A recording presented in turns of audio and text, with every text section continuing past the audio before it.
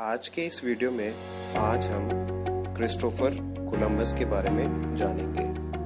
आपने कोलंबस का नाम इतिहास में अमेरिका के खोजकर्ता के रूप में पढ़ा होगा, पर आप में से बहुत कम ही लोग जानते होंगे कि उसने अमेरिका के अलावा और भी कई छोटे बड़े देशों को खोजा था।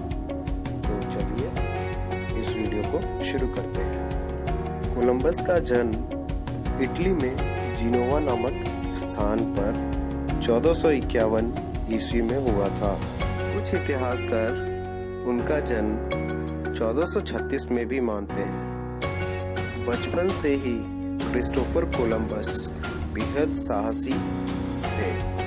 युवा अवस्था से ही समुद्री यात्रा करना, नावें चलाना, नाव बनाना उन्हें बहुत पसंद था। क्रिस्टोफर कोलंबस को मानचित्र बनाने में, भौगोलिक विज्ञान में, गणित में, ज्योतिष और घूमने में गहरी रुचि थी। Columbus Spanish, Latin, Portuguese, Italian जैसी भाषाओं के बड़े जानकार थे। 15वीं शताब्दी में यूरोप में एशिया के भारत देश का बहुत नाम था।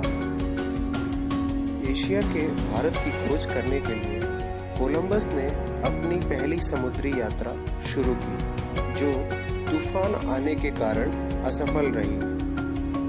फिर कुछ समय बाद कोलंबस पुर्तगाल पहुंचे और उन्होंने वहां पुर्तगाल के राजा से अपनी यात्रा के खर्च को उठाने के लिए मदद मांगी, पर क्रिस्टोफर कोलंबस की इस मांग को राजा ने मानने से इनकार कर दिया।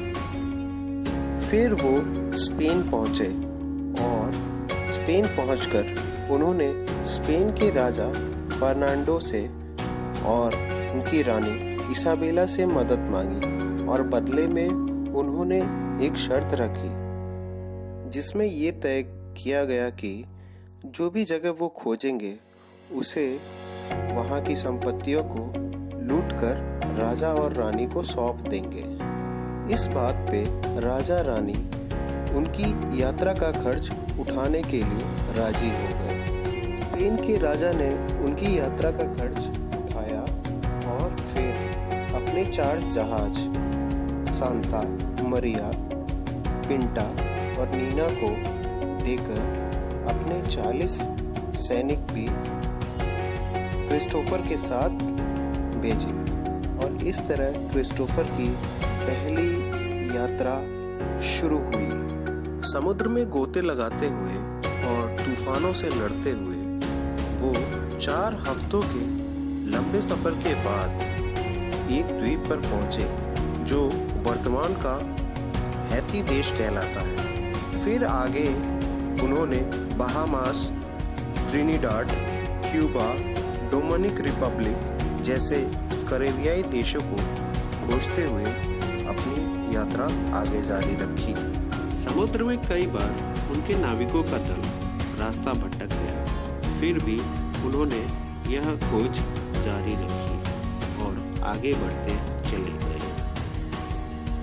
फिर भी उन्होंने सन 1492 को 12 अक्टूबर के दिन अमेरिका को ढूंढ निकाला और यहाँ पहुंचकर उन्होंने यहाँ रहने वाले लोगों को लूटा, डराया और अपना दास बना लिया। क्रिस्टोफर कोलंबस और उसके साथियों ने अपने द्वारा बनाए गए उन दासों को कैरेबियन द्वीपों पर ले जाकर सोने की खानों में सोना ढूंढने के काम पर लगा दिया। इस अमेरिका को उसने इंडिया समझ लिया और अपने नाविकों के दल के साथ कैरेबियाई द्वीपों पर दासों को छोड़कर स्पेन वापस लौट गया। उसने अपने द्वारा कब्जाए हुए कैरेबियाई द्वीपों को अच्छी तरह लूटा और वहां के लोगों को प्रताड़ित किया। उसने अपने जीवन काल में एक 25 वर्ष की पुर्तगाली लड़की फेलिपा मोनिस से शादी की, जिससे कोलंबस को 1480 में एक पुत्र पैदा हुआ। जिसका नाम उसने डिएगो रखा। कुछ वर्षों बाद उसने एक स्पेनिश लड़की से प्रेम किया, जिससे उसे दूसरा पुत्र फर्नांडो हुआ। क्योंकि अमेरिका की खोज 12 अक्टूबर 1492 को कोलंबस ने की थी, इसलिए वहां हर साल 12 अक्टूबर को कोलंबस डे मनाया जाता है। कोलंबस के जीवन के आखिरी वर्ष स्पेन में बीते और 1506 में हृदय गति रुकने के कारण स्पेन में ही उसकी मृत्यु हो गई। वीडियो पूरा देखने के लिए धन्यवाद। चैनल को सब्सक्राइब करें, दोस्तों में शेयर